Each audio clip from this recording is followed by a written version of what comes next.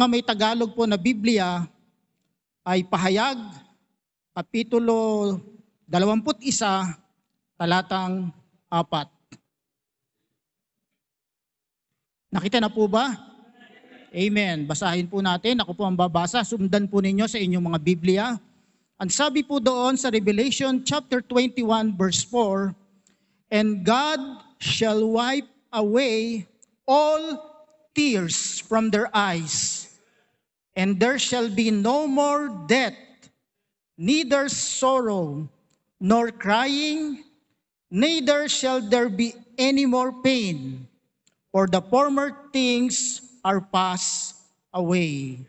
Sabi po ng Tagalog version, "At papahirin ng Diyos ang mga luha sa kanilang mga mata, wala nang kamatayan, dalamhati, pag-iyak at sakit, sapagkat lumipas na ang dating mga bagay." Manalangin po tayo.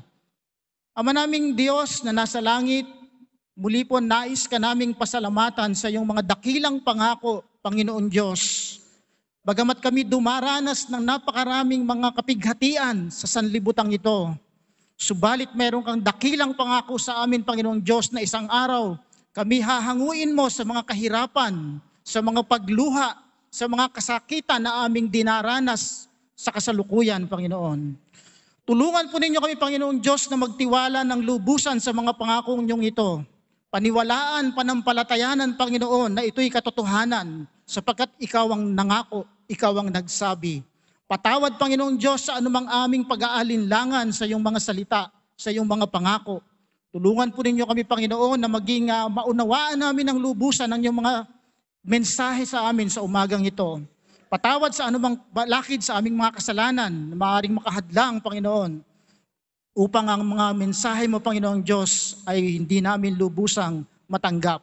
Tulungan po ninyo kami, ingatan niyo po kami, Panginoon, at lagi po ninyo kaming pagpalain at gabayan. Ito po ang aming hiling sa iyo sa pangalan ng aming Panginoong Hesukristo. Amen. Maraming salamat po. Makakaupo na po.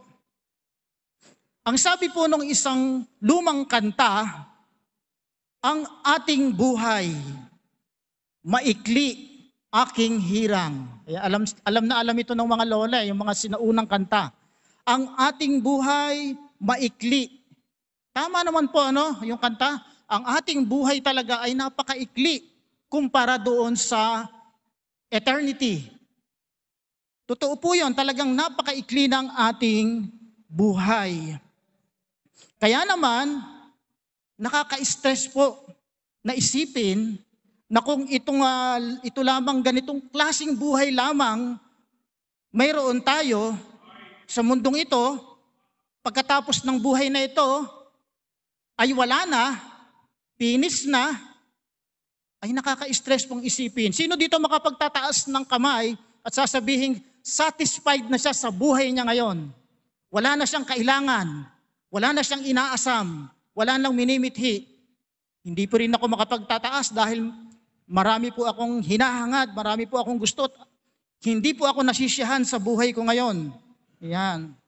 Kaya nga po, kung ganito lang ang klase ng buhay na meron tayo sa ngayon at pagkatapos ay wala na, finish na, ay tayo na ang pinaka-miserable at kaawa-awa. Bakit po?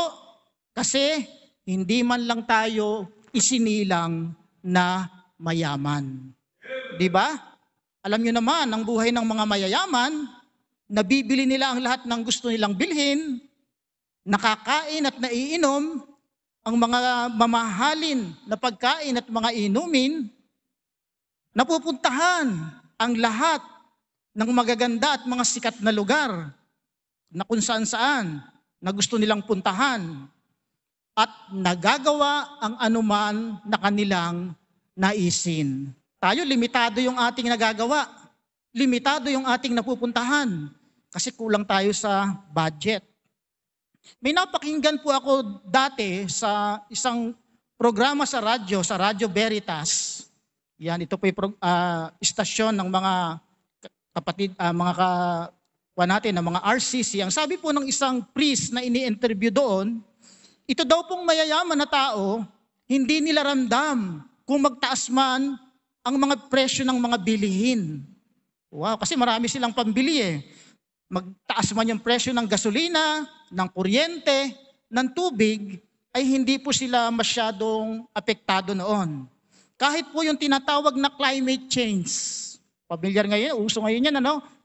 Ang climate change, hindi rin po sila gaanong apektado nito. Kay bumagyo man, kay mag-El Nino, kay mag-La Nina, ay hindi iyon nila masyadong nararamdaman. Kasi nga naman, ang mayayaman na ito, nakatira doon sa naglalakihang mga mansyon, mga exclusive subdivision, mga mamahaling condominium, di ba? At yung iba dito, may mga bahay pa, karamihan ng mayayaman, may bahay pa sa abroad. Kaya pag mainit dito sa Pilipinas, punta tayo ng Alaska, punta tayo ng Switzerland, sa Greenland, Antarctica, yan. At ngayon yung mga mayayaman, naghahanda pa ng mga bunker, mga nuclear bomb proof na mga tahanan. Maging yung mga krimen po, ang mga mayayaman po na tao ay hindi gaanong apektado. Bakit po? Kasi meron silang security guards, meron silang mga bodyguards, meron silang mga naglalakihang mga bantay na aso sa kanilang mga bahay. Nagtataasan yung kanilang mga bakod. Bulletproof yung kanilang mga sinasakyan. Kaya naman itong mayayaman na ito ay talagang safeguard. Di ba? Kaya po talagang tayong mga mahihirap lang ang pinaka-apektado ng pagtaas ng bilihin, ng pagbabago ng klima, ng mga kalamidad, at ng mga krimen. At sabi po nung priest na ito, kasi daw po, iba ang mundong ginagalawan ng mayayaman kaysa sa ginagalawan nating mga mahihirap. Naniniwala po ba kayo doon? Kumbaga po, itong mga mayayaman, nandoon po sila sa itaas. Samantalang tayo naman po na mga mahihirap ay nandoon lang po sa dulo nung kulay pink na laylayan.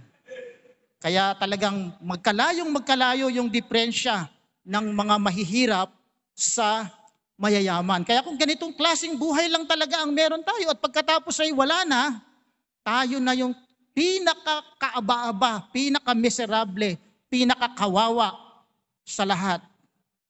Ngayon po, kung hindi man natin naranasan ngayon ang karangyaan, ay may pangako naman ng Diyos sa atin. Saan? Doon sa kabilang buhay na siyang permanente po nating tahanan. Di po ba maiksi lang ang buhay dito? Kaya kahit nakakaranas tayo ng mga paghihirap, ng mga kakapusan, ng mga karamdaman, lagi niyong isipin, maiksi lang naman ang buhay na ito kumpara doon sa walang hanggan na permanente nating tatahanan. Sa ating pagbasa sa Aklat ng Pahayag 21, sa mga verses po na verse 1 and hanggang verse 3, ay binabanggit doon ng isang bagong langit at isang bagong lupa o yung new heaven and new earth. At may nakapagsabi po, sabi po ng isang matalinong tao na nakapagsabi, ang bawat matitinong tao daw po ay naniniwala na mayroon pang kabilang buhay.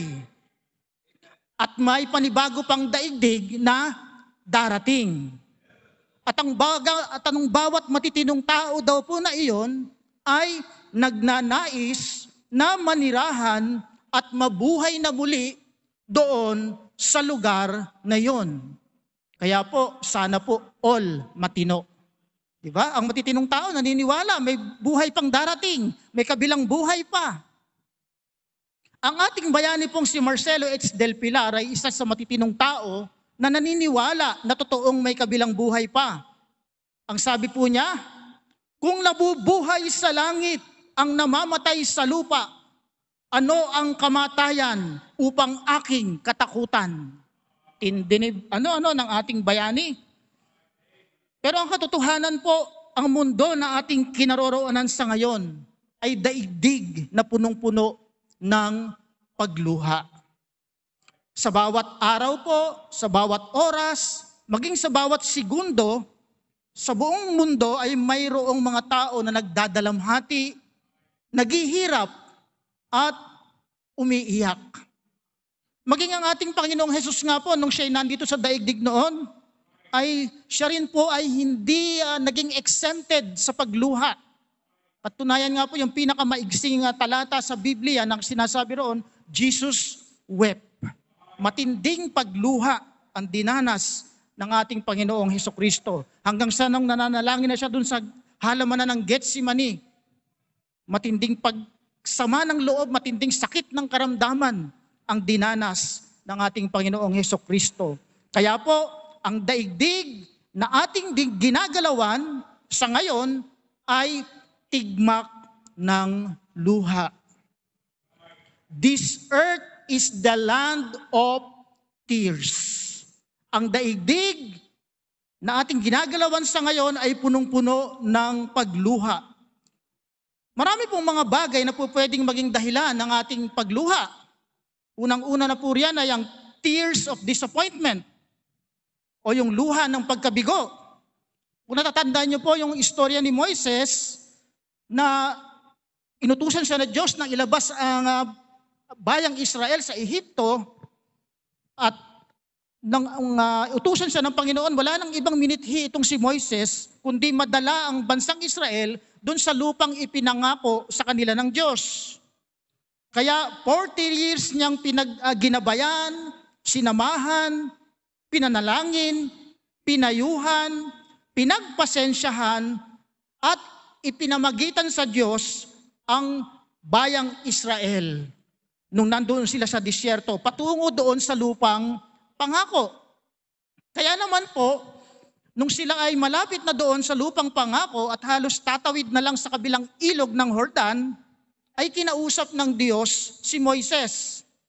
At ang sabi sa kanya, Moises, pumanik ka sa itaas ng bundok upang matanaw mo mula roon ang lupaing ipinangako ko sa inyong mga ninuno.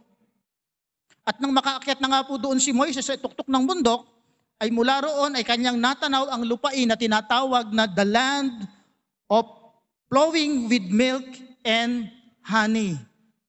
At siguro nung nakita na ni Moises yung lupang pangako, na-imagine niya siguro yung kanyang sarili doon na siya ay naglalakad na roon ng dahan-dahan, na ginaganon pa niya yung mga bulaklak habang naglalakad siguro siya.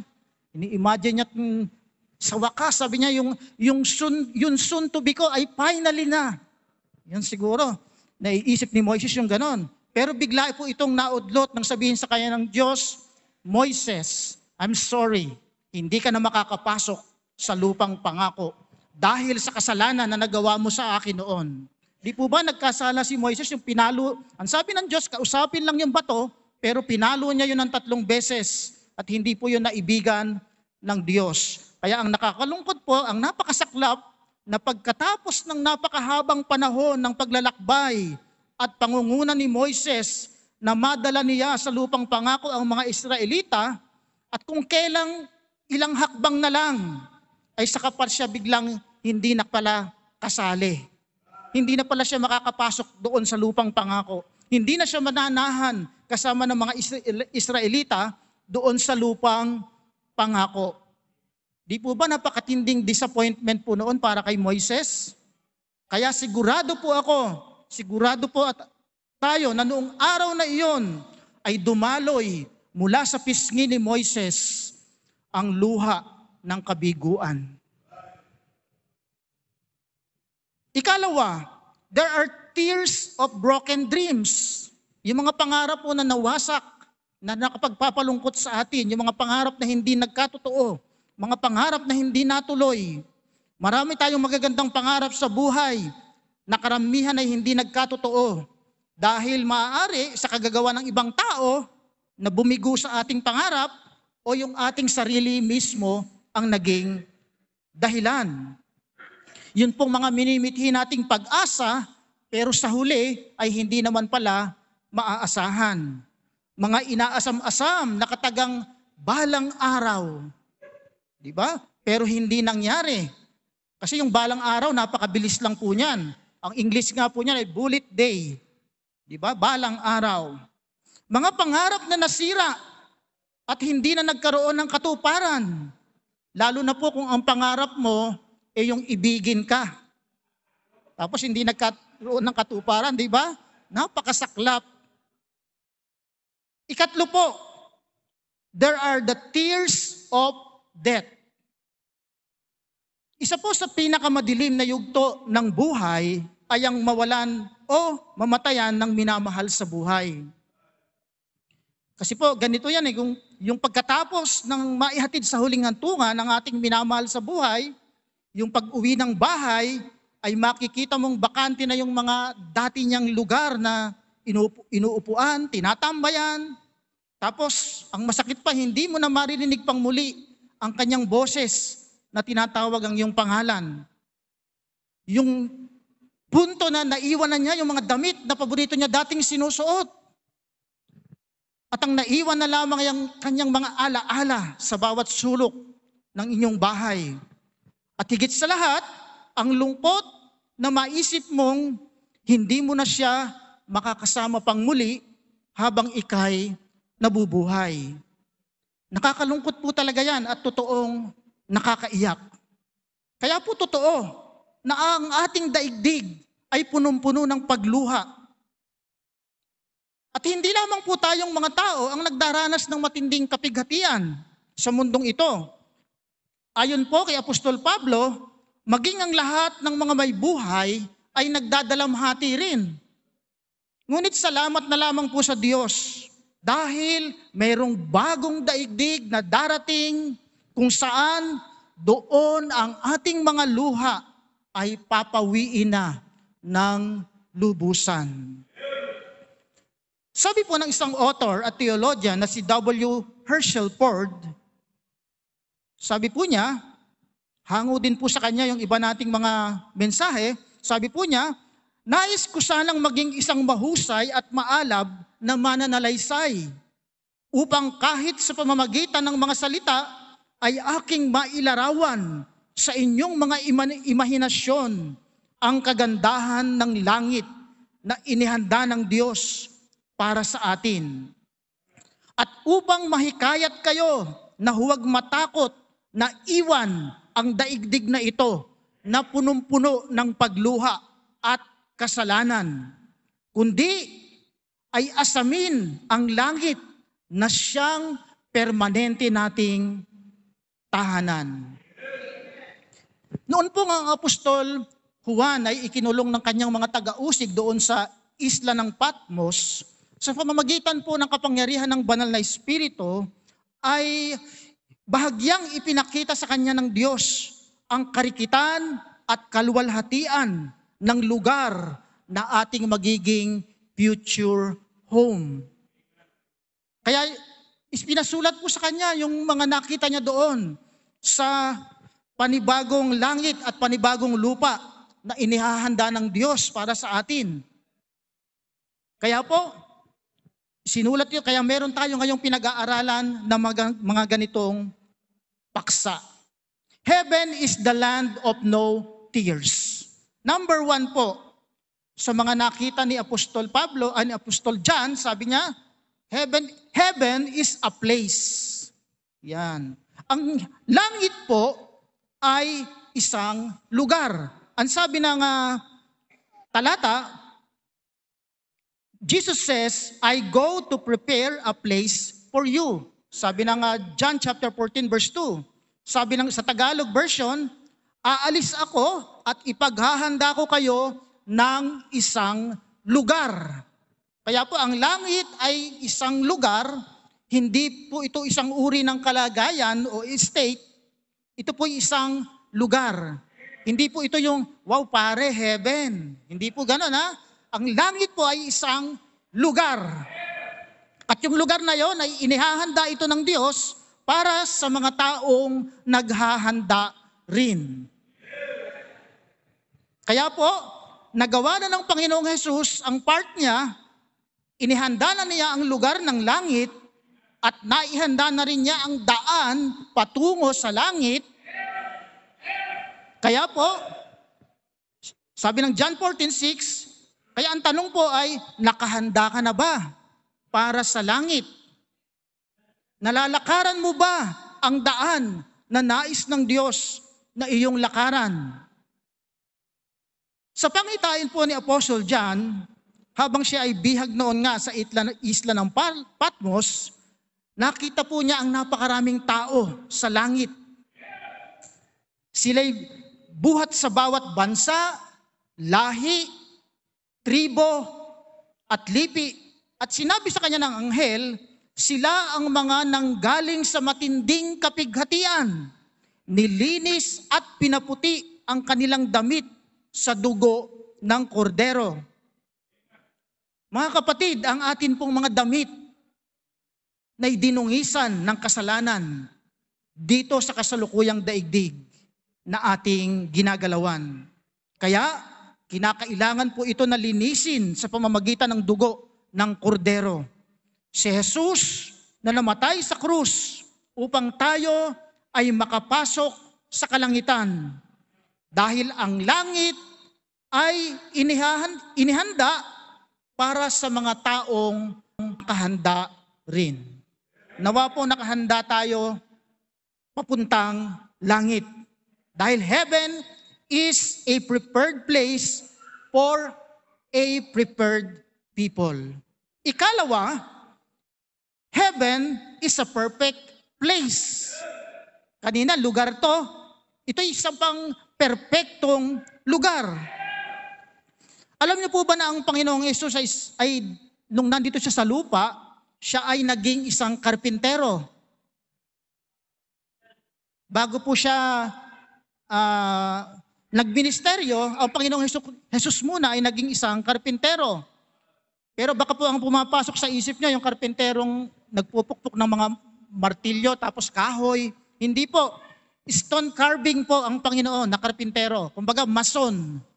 Dahil ang mga bahay na ginagawa noon, gawa sa putik, gawa sa bato, tapos may konti lang na kahoy sa itaas. Ganun po. Kaya ang ating Panginoong Jesucristo, dati siyang mason, carpenter. Kaya ako po'y naniniwala na ang Panginoong Jesus ay naging isang mahusay na karpintero. Kaya naman, noong siya ay nagsabi sa John chapter 14:6, aalis ako at ipaghahanda ko kayo ng lugar na matitirahan. Sa King James Version nga po, ang nakalagay doon ay mansions.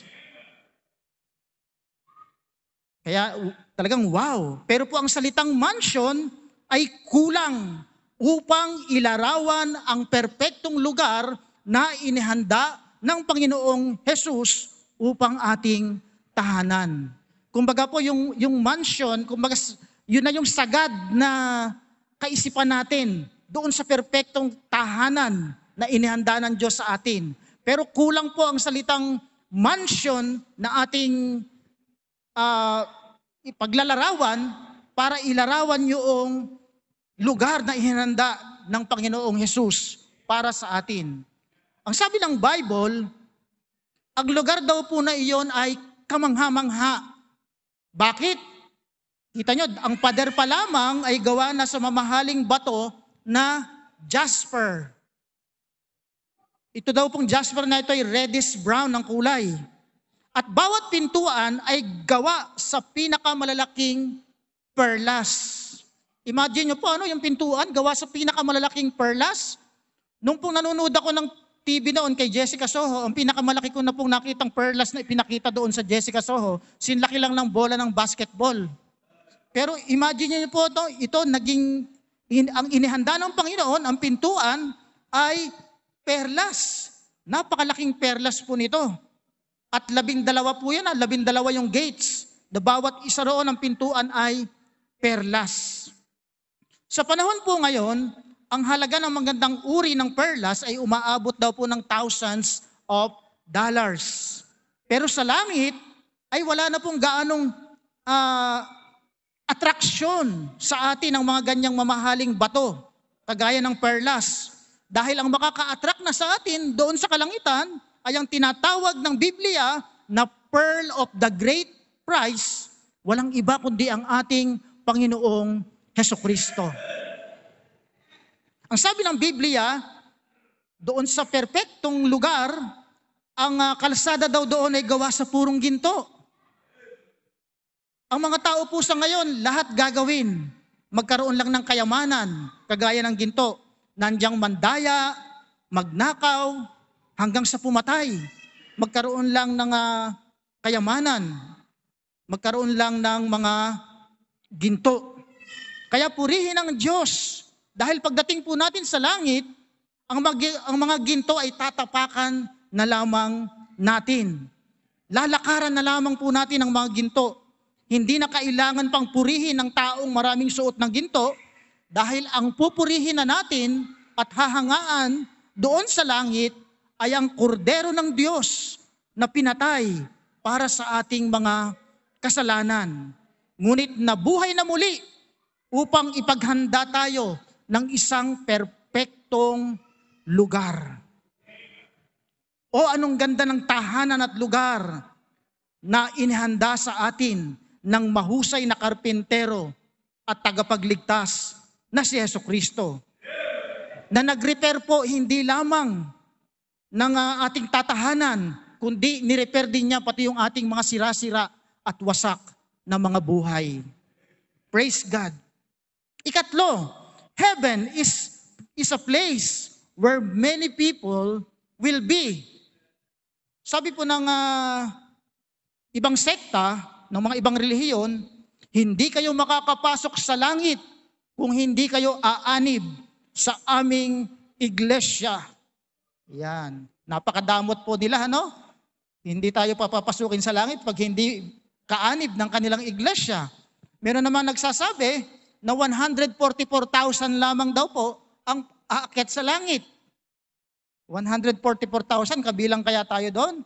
Ngunit ang wika po ni Apostle John, and I saw a great multitude which no man could number, of every nation and kindreds and people and tongue. Kukunti po ba ang papasok sa langit? Di ba napakarami? Sabi, no one could number. Hindi po 144,000 lang. Marami po yun. Kaya hindi po boring sa langit. Sabi po doon, great multitude. Sila po yung mga tao, yung great multitude po na yon, sila yung mga tao po na masarap makasama. Masarap makibilong. Bakit? Kasi makakasama natin sila doon ng walang hanggan. Dahil sila ang mga tao na ang mga kasalanan at ang kanilang mga kasamaan ay nilinis at inalis na sa kanilang mga puso. Kaya po doon sa langit, wala na puro yung mga inggitan. Wala na yung mga tampuhan. Wala nang awayan. Wala nang samaan ng loob doon sa langit. Yung great multitude na yon, ganun po. Kaya napakasarap nilang makasama doon sa langit. Number 4, heaven is a permanent city. Ang sabi po ng Hebrew chapter 13 verse 14, for here we have no continuing city, but seek one to come. Sa Tagalog po, sapagkat hindi dito sa lupa ang tunay nating lungsod. Ang hinahanap natin ay ang lungsod na darating. Ang mga old cities po, kagaya ng Rome, ng Athens, maging yung dakilang siyudad ng Babylonia sa Lumang Tipan, na dati daw ay mayroong 2 million na population. Ang sabi po ni Ernie Baron ng pangapanahon po yun daw pong tinatawag na Hanging Garden of Babylon ay sikat na sikat. At katunayan nga po ay napasali pa ito sa Guinness Book of Record of the Ancient Times. Pero, gaano man kaganda, kagara, kayaman, kasikat ang mga syudad, sila ngayon ay gumuho na. Sila ngayon ay naging tahanan na lang ng mga maiilap na hayop. Sa ngayon po ay mayroon pang mga sikat na mga syudad o mga city sa panahon natin ngayon. Gaya po ng New York City. Diba? Sikat na sikat yan. Maraming gustong makarating dyan. Ang sabi nga nila, pag nagpunta ka raw ng Amerika at hindi ka nakarating sa New York City, ay parang hindi ka rin nag-Amerika. Yan. Kung baga yun ang kaganapan ng pagpunta sa Amerika pag nakarating ka ng New York City. Meron pang isang sikat na city, Star City. Yan. At iba pa. Pero isang araw, ang lahat ng iyan ay makatitiyak tayo na maglalaho rin. Bakit po? Kasi walang permanenteng syudad sa mundong ito. Salamat po sa Diyos dahil ang banal na lungsod, ang New Jerusalem City na inihahanda ng Diyos para sa atin ay mananatili magpakailanman.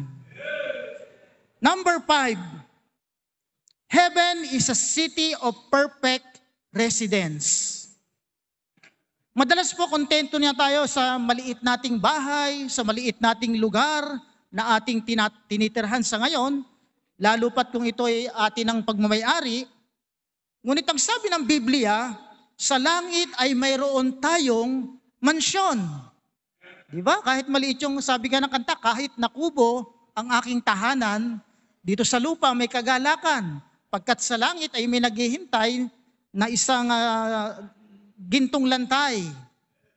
At ang wika ng Panginoong Hesus sa Matthew 6:20, lay up yourselves treasure in heaven.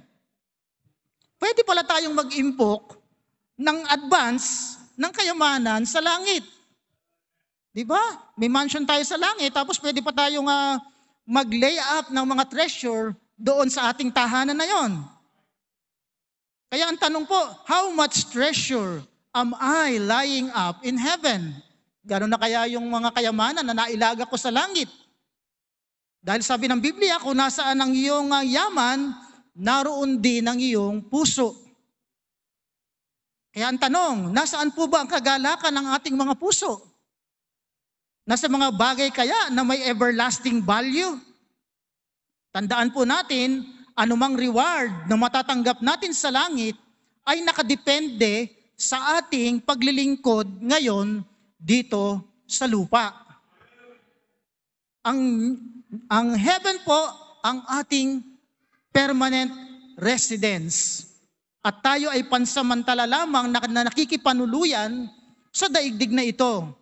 Kaya po, marapat lamang na sa heaven tayo mag-ipon ng husto ng mga treasures natin. Ayan. Ika-6, ano pa? Heaven is a place of perfect music. Siguro naman po, halos lahat tayo ay gusto ng music. Ano po? Kaya siguro itinulot ng Diyos na maging doon sa langit ay mayroon pa ring musika, mayroon pa ring pag-aawitan, mayroon pa ring tugtugan. Alam niyo po ba kung gaano kalaki ang choir sa langit? Noong nakaraang linggo, saka kanina, ang gaganda ng at noong mga nakaraang pang mga araw, ang gaganda ng mga kinakanta ng ating choir, maging ang mga special number. Sabi ko nga kay Pastor Bernard, nung Tagalog yung kinanta doon, ang ganda, sabi ko parang ayoko nang matapos yung kanta nila. Talagang nakakaantig ng damdamin. Kaya, alam niyo po ba kung gaano kalaki ang choir sa langit? Ayon po sa Book of Revelation, chapter 5, verse 11 hanggang 12, sinasabi doon na ito'y binubuo ng 100 million voices na bawat isa ay may perfect na harmony at umaawit sila ng malakas ng papuri sa kordero na pinaslang. Ito'y walang iba kundi ang ating Panginoong Hesukristo. Pampito, heaven is a place of perfect knowledge. Sabi ng 1 Corinthians chapter 13 verse 12b, kakaunti lamang ang nalalaman ko ngayon, ngunit darating ang araw na malulubos ang kaalamang ito tulad ng lubos ng pagkakilala niya sa akin. Yan. Kumbaga sa ngayon, nagtataka tayo kung bakit hinahayaan ng Diyos, tanong natin yan, na makapasok sa mundo ang kasalanan, na naging dahilan ng ating mga kalungkutan, ng ating mga pagkabigo, ng pagkakasakit, at ng kamatayan. Siguro minsan po nag-iisip tayo o nagtatanong tayo kung sino pa ang nakakatulong sa kapwa ay siya pa ang mayroong mabigat na sakit. Kung sino pa yung mabuting tao sa paningin natin, ayun pa yung naunang pumanaw. Samantalang yung sa tingin natin ng mga taong walang kakwenta-kwenta, ay sila pa yung malulusog at mahahaba ang buhay. Sila pa yung mayayaman, sila pa yung masasaya. Sa ngayon po, hindi natin alam ang kasagutan sa lahat ng iyan. Subalit, balang araw.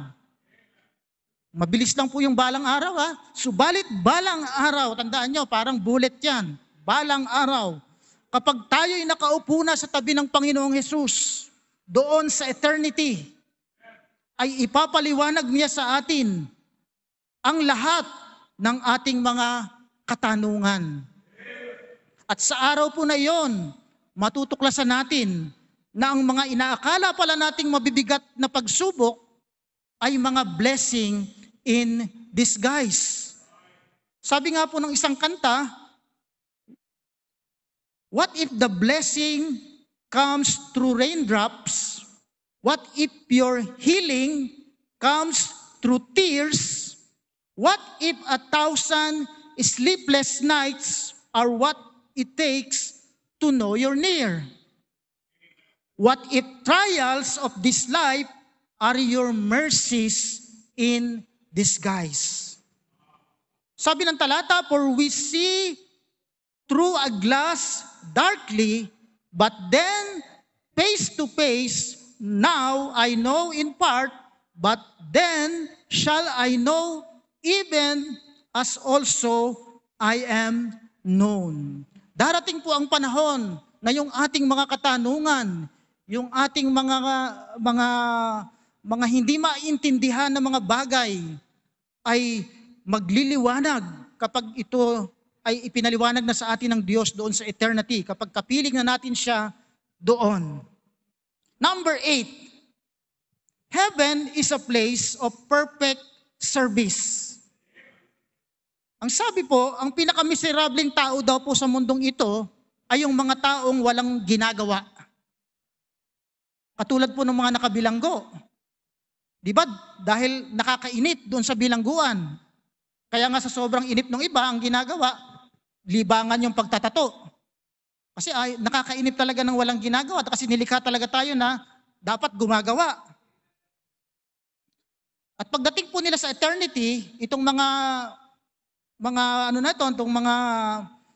wicked na ito, pagdating nila sa eternity, ang magiging occupation na lang nila po doon ay eternal suffering. Dahil hindi nila tinanggap si Kristo bilang Lord and Savior. Ngunit tayo pong mga anak ng Diyos ay iniligtas niya para tayo ay gumawa ng mabuti o good works upang pagdating natin sa langit ay sasalubong sa atin ng Panginoon at sasabihin niya, well done, thou good and faithful servant. Sa langit po, kahit po nandun na tayo sa langit, ay makakapagpatuloy pa rin tayo ng paglilingkod. Kung naglilingkod tayo dito sa lupa, maraming balakid. Pero sa langit po, maglilingkod tayo doon sa Panginoong Diyos nang wala ng balakid. Bakit po? Kasi wala na doon ang kasalanan. Kaya tuloy-tuloy na ang paglilingkod. Di ba ang nakakaantala sa atin kaya tayo napapatigil sa paglilingkod? Yung kasalanan. Number 9. Heaven is a perfect home. Perfect home. Yan ang gusto natin, yung perfect na tahanan. Sabi nga nila, there's no place like home. Kahit yung bahay mo ay barong-barong lang, tagpi-tagpi, iba pa rin yung nasa sarili mo ikaw na bahay. Kasi nagagawa mo rin yung gusto mong gawin. Kaya there's no place like home. Kaya kahit nakubo yung ating tahanan at hindi perpekto ang ating bahay, masaya tayo doon. Bakit? Kasi kapiling natin yung ating mga pamilya. Pero hindi po natin maiiwasan na darating ang panahon na ang mga mahal natin sa buhay, gaya ng ating mga kapatid, mga anak, yung mga pinsan, mga kaibigan, ay lilisanin tayo. Mapapalayo po sila sa atin. Sila ay maghahanap buhay sa malayong lugar, siguro sa abroad yung iba, o kaya naman ay makakapag-asawa sa ibang bayan. Kaya tayo talaga na mga miyembro ng pamilya ay isang araw ay siguradong magkakalayo-layo. Sa ayaw man natin at sa gusto, darating ang panahon, yung mga anak nating maliliit ngayon, isang araw yan, lalayo yan sa piling natin. At darating ang araw na halos minsan na lamang kayo magkita sa loob ng mahabang panahon. At ang lalong masaklap ay kung sila ay nagsipanaw na, ay talagang namang mamimiss natin sila ng gusto. Kaya nga nauso yung mga reunion, para kahit paminsan-minsan magkita-kita yung magkakamag-anak kasi nagkakalayo-layo nga talaga, hindi na iiwasan. Pero sa langit po ang tunay nating tahanan. At doon sa langit, wala na po ang salitang goodbye. Wala na rin ang salitang I miss you. Dahil makakasama na natin doon ang palagian ang mga naligtas din nating mga mahal sa buhay. At ako po ay naniniwala na doon sa langit tayo ay magkakakilala pa rin. Kasi ano nga naman ang saya kung biglang mga strangers na tayong lahat doon, hindi natin kilala ang isa't isa. Kung paano pong nakilala ng mga alagad si Moises at Elias doon sa Mount of Transfiguration na kasama ng Panginoong Hesus. At ng Panginoong Hesus din, nung mag-resurrect, nakilala rin siya ng mga alagad. May nagtanong po noon dito kaya Dwight L. Moody, sabi niya dito, ng ganito, Mr. Dwight L. Moody, sa palagay niyo po, magkakakilala po kaya tayo sa langit? Yan, napakagandang tanong.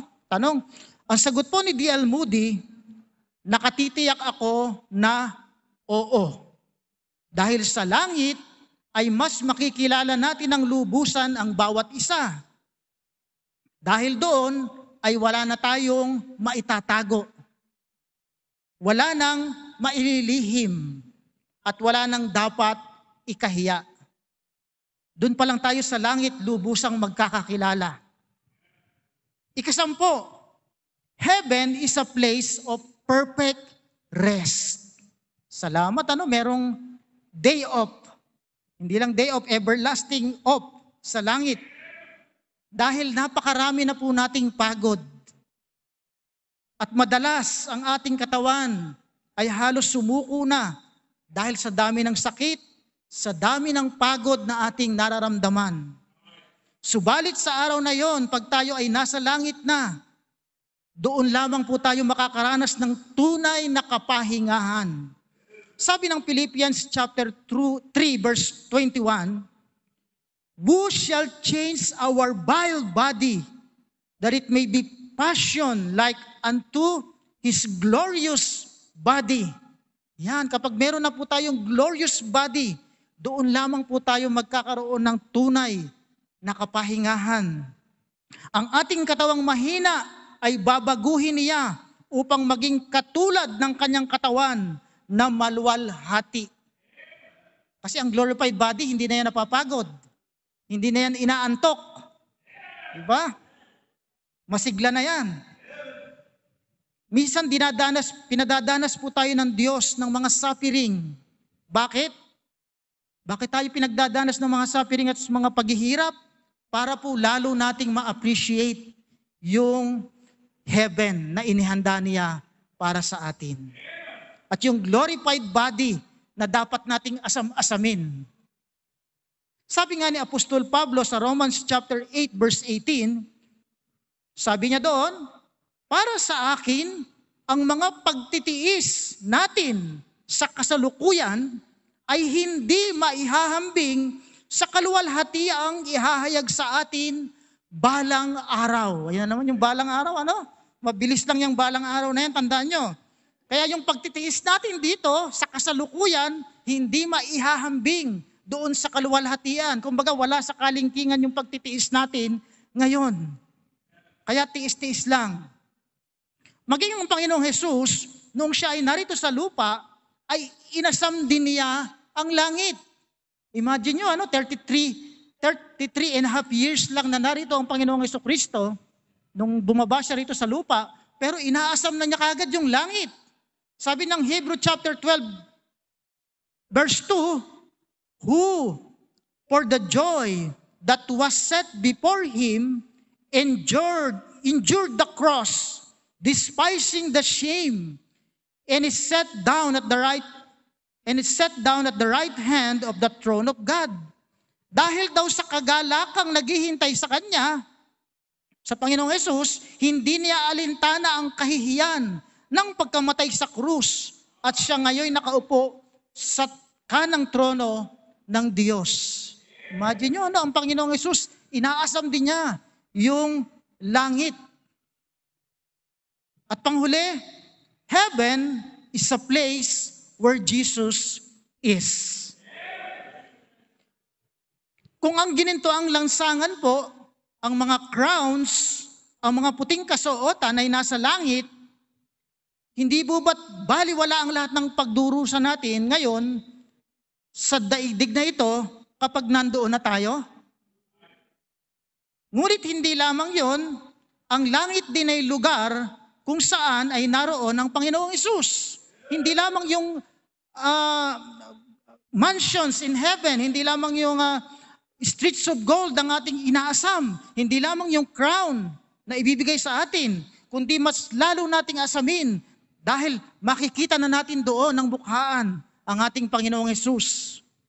Sabi ni Reverend L.G. Broughton, siya po ay pastor sa isang Baptist Tabernacle doon sa Atlanta, Georgia, USA. Sa kanila pong congregation ay mayroong isang binatilyo na isang faithful na usher sa kanilang church. Ngunit dumating po ang panahon na nakalulungkot dahil itong binatilyo na ito ay nagkasakit ng malubha. At sa kanya pong banig ng karamdaman at pagdurusa, ay dinalaw siya ng kanyang pastor. Ito pong si Reverend Broughton. Ramdam to ng binatilyo na hindi na magtatagal ang kanyang buhay. Kaya naman, upang palakasin ang loob ng binatilyo na nag-aagaw buhay, ay ikinuwento ng kanyang pastor ang patungkol sa langit na bayan na binabanggit sa Biblia na kanyang patutunguhan. Habang binabanggit ni Reverend Broughton ang patungkol sa kamatayan at sa langit na tahanan, ay hindi napigilan ng binatilyo na mapaluha. Kaya, daling-daling kinuha ni Reverend Broughton ang kanyang panyo sa kanyang bulsa at pinunasan ang luha sa mga mata nitong binatilyo. Ang binatilyo po ay umiiyak na napangiti at tumingin sa mukha ng kanyang pastor at sinabi, "Pastor, sa susunod po na pagpatak ng aking mga luha, ito'y papahiri na ng ating Panginoong Hesus doon sa langit." Ang tanong po, kaibigan, nais mo rin ba na balang araw ay manirahan sa langit, na doon ay wala ng pagluha? Kung gayon, ay kailangan mo lamang at napaghandaan ito, at mayroon lamang isang paraan ng paghahanda. Ibigay mo ang buong puso at pagtitiwala sa Panginoong Hesukristo. Ipagkatiwala mo ang buong buhay mo sa kanyang mga kamay at dadalhin kaniyang ligtas sa daigdig na wala ng pagluha. Manalangin po tayo.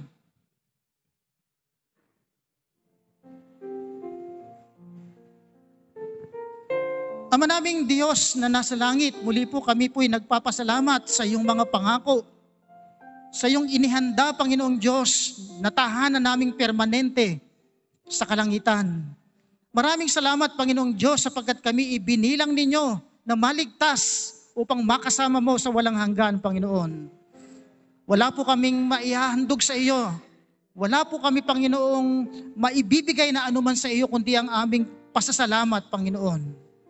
Kaya tulungan mo po kami, Panginoon, na lubusang magtiwala Paniwalaan, Panginoon, at asamin ang langit na tahanan na inyong hinanda para sa amin. Sa pagpapatuloy po ng ating panalangin, narito po ang ating pastor.